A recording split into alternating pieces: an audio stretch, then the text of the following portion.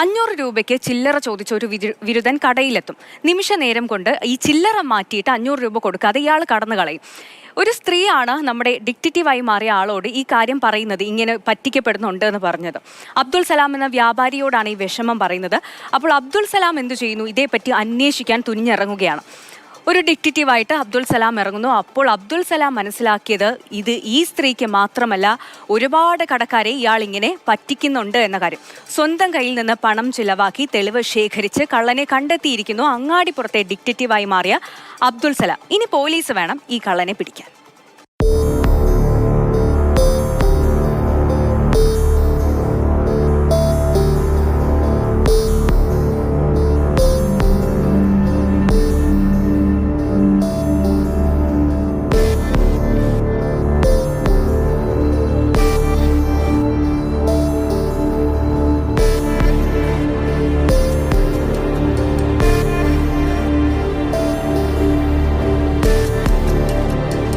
തൊട്ടടുത്ത കടയിൽ നിന്നുള്ള ചേച്ചിയുടെ കയ്യിൽ നിന്നാണ് ഈ 500 രൂപ ചേഞ്ച് വേണമെന്ന് പറഞ്ഞ് വന്ന ആൾ ചേഞ്ച് വാങ്ങി ഓടുകയുണ്ടായി. ആ 500 രൂപ കൊടുത്ത ചേച്ചി പെട്ടെന്ന് അന്തം വിട്ടുപോയി. അപ്പോൾ ആ ആളെ തിരഞ്ഞു നോക്കുമ്പോൾ പിന്നെ കണ്ടതുമില്ല. അപ്പോൾ ഈ സംഭവം നമ്മളോട് വന്ന് പറയണ്ട. അങ്ങനെ ഞാനത് നമ്മുടെ കടയിൽ വൈകുന്നേരം രാത്രി ആയപ്പോൾ വേറൊരു കടക്കാരനോട് സംസാരിച്ചുകൊണ്ടിരിക്കുമ്പോൾ വേറൊരാൾ കടയിലേക്ക് കയറി വരികയാണ്.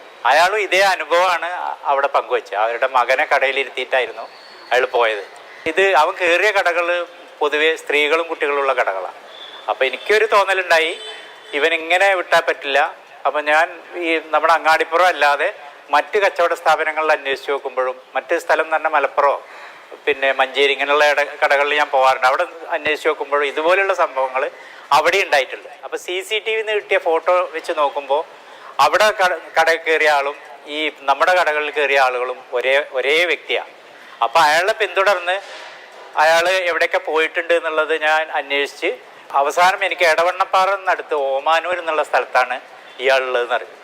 അപ്പോൾ ഈ ഓമാനൂർ ഇറങ്ങുന്നതിന് മുമ്പേ മുണ്ടക്കെ എന്ന് പറഞ്ഞൊരു സ്ഥലമുണ്ട്. ഇയാൾ ആശാരിയ എന്നറിഞ്ഞ അത് അവിടെ നിന്നാണ്. അപ്പോൾ ഫർണിച്ചർ കടകൾ കേന്ദ്രീകരിച്ച് അന്വേഷിച്ചിട്ട് ഇയാളെ വീട് കണ്ടെത്തുന്നത് ഓമാനൂരിൽ നിന്ന് കുറേ ഉള്ളിലേക്കാണ്. ഒരു 1.5 കിലോമീറ്റർ ഉണ്ട്. അത് നടന്നു പോയി അയാളെ വീട് ഞാൻ കണ്ടുപിടിച്ച് അയാളാണെന്ന് ആ അവരുടെ വീട്ടുകാരോട് അയാളുടെ ഫോട്ടോ കാണിച്ചു കൊടുത്ത് അയാളാണെന്ന് ഉറപ്പ് വരുത്തിയിട്ട് ഞാൻ തിരിച്ചു വരികയുണ്ടായി. എന്നിട്ട് ആ വിവരം കുണ്ടോട്ടി പോലീസിനും അതേപോലെ പെരിന്തൽമണ്ണ പോലീസിനും കൊടുത്തു. അരുൺ അമൃതനാഥ് നമുക്കൊപ്പം ചേർന്നുണ്ട്. അരുൺ, ഡിറ്റക്റ്റീവ് അബ്ദുൾ സലാം അല്ലേ? നമ്മളൊക്കെ ബുക്കുകളിൽ വായിച്ചിട്ടുള്ള, സിനിമകളിൽ കണ്ടിട്ടുള്ള ഈ ഡിറ്റക്റ്റീവുകൾ നമുക്കെന്നും അതൊരു ഫാൻറ്റസിയാണല്ലേ. എന്തായാലും അബ്ദുൾ സലാമിൻ്റെ ആ ഒരു മനസ്സ്, അതായത് ഈ ഒരു കള്ളനെ പിടിക്കണം എന്നൊരു മനസ്സുണ്ടായി, അത് തെളിവോടെ ആ കള്ളനെ പൊക്കിയിട്ടുണ്ട്. ഇനി പോലീസാണ് തുടർ നടപടികൾ സ്വീകരിക്കാൻ.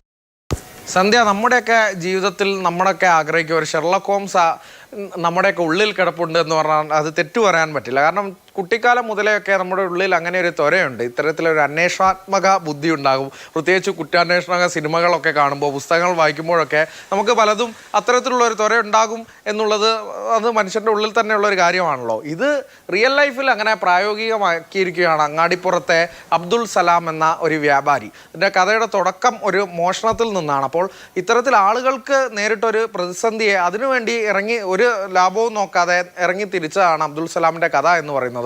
അതായത് ഒരു മോഷ്ടാവ് വന്ന് ഈ ഒരു കടയിൽ നിന്ന് ഒരു ചില്ലറ ചോദിക്കുകയാണ്. 500 രൂപ നോട്ടിന് ചില്ലറ ചോദിക്കുകയാണ്. അങ്ങനെ ഈ ചില്ലറ വാങ്ങുമ്പോൾ പണവുമായി പെട്ടെന്ന് ഓടിക്കളയുകയാണ്. അപ്പോൾ സമാനമായ രീതിയിൽ ഇത്തരത്തിൽ സമീപത്തുള്ള കടകളിലെ ആളുകൾക്കൊക്കെ ഒറ്റപ്പെട്ട സംഭവമല്ല എന്ന് ബോധ്യപ്പെടുന്നു. പലർക്കും ഈ അനുഭവം ഉണ്ടായിട്ടുണ്ടെന്ന് മനസ്സിലാകുന്നു. അങ്ങനെയാണ് അബ്ദുൾ സലാം ഈ വിവരം അറിയുന്നത്. അബ്ദുൾ സലാം ഇത് അറിഞ്ഞ പിറ്റേ ദിവസം മുതൽ അന്വേഷണം ആരംഭിക്കുകയാണ്. ഘട്ടമായിട്ടാണ് അന്വേഷണം. ആദ്യം ഒരു കടയിൽ ചെല്ലുന്നു, ഒരു CCTV പരിശോധിക്കുന്നു. CCTV പരിശോധിച്ച് കൃത്യമായൊരു രൂപരേഖ തയ്യാറാക്കുന്നവരെ മനസ്സിൽ ഇയാളുടെ ഒരു ചിത്രം മനസ്സിലാക്കിയെടുക്കുന്നു. പിന്നെ ഇയാളുടെ മോഷണത്തിൻ്റെ ഒരു ശൈലി മനസ്സിലാക്കി ഏതെല്ലാം കടയിലാണ് പോയത് അവിടെ എല്ലാം കയറി ഇതെല്ലാം ചോദിച്ച് മനസ്സിലാക്കി. പിന്നീട് ഇദ്ദേഹത്തിൻ്റെ വീട്ടിലേക്ക് ഈ അബ്ദുൾ സലാം എത്തുകയാണ്. വീട്ടിലെത്തി ഈ ബന്ധുക്കളോട് ഈ ഫോട്ടോ കാണിച്ച് ഇന്ന ആളാണോ ഇത് എന്ന് ചോദിക്കുകയും ഉറപ്പുവരുത്തുകയും ചെയ്തു എന്നുള്ളതാണ്. ശേഷം മഞ്ചേരി പോലീസിലും പെരിന്തൽമണ്ണ പോലീസിലും പോയി തെളിവ് സഹിതം പരാതിയും കൊടുത്ത് ആ ഫയൽ അബ്ദുൾ സലാം ക്ലോസ് ചെയ്തിരിക്കുന്നു എന്നാണ്. ഒരു ഡിറ്റക്റ്റീവ് ശൈലിയിൽ തന്നെ അബ്ദുൾ സലാം അന്വേഷണം പൂർത്തിയാക്കിയിട്ടുണ്ട്. ഇനി ബാക്കി കാര്യങ്ങൾ ചെയ്യേണ്ടത് പോലീസാണ് എന്നുള്ളത് തന്നെയാണ്. അപ്പോൾ അത്തരത്തിൽ ഒരു ആളുകൾക്ക് കൂടി ഉപകാരപ്പെടുന്ന ഒരു കാര്യത്തിന് തുരഞ്ഞിറങ്ങിയ അബ്ദുൾ സലാമിനെ നമ്മൾ നമ്മൾ കണ്ടു. അതും അബ്ദുൽ സലാമിൻ്റെ ഉള്ളിലൊരു അന്വേഷണാത്മക ഒരു എന്താ പറയുക, ഒരു ഡിറ്റക്റ്റീവ് ഒളിഞ്ഞിരിപ്പുണ്ട്. ഒരു ഡിറ്റക്റ്റീവ് സലാം എന്നൊക്കെ ഇപ്പോൾ നാട്ടുകാരൊക്കെ വിളിച്ച് തുടങ്ങിയിട്ടുണ്ട്. അപ്പോൾ ഇത് നല്ല കാര്യങ്ങൾക്ക് ഇത്തരം ചിന്താശേഷിയും ഇത്തരം കാര്യങ്ങളും എല്ലാം ഉപയോഗപ്പെടുത്തണമെന്നുള്ള സന്ദേശം അബ്ദുൽ സലാം എന്തായാലും നൽകിയിട്ടുമുണ്ട്. ശരിയായിരുന്നു. എന്തായാലും അങ്ങാടിപ്പുറത്തെ ഡിറ്റക്റ്റീവായി മാറിയ അബ്ദുൽ സലാമിന് ഒരു ബിഗ് സല്യൂട്ട്. അതോടൊപ്പം ആ കള്ളനെ പോലീസുകാരെ പിടികൂടട്ടെ. അതോടൊപ്പം വേണ്ട ശിക്ഷാ നടപടി അയാൾക്കെതിരെ സ്വീകരിക്കും.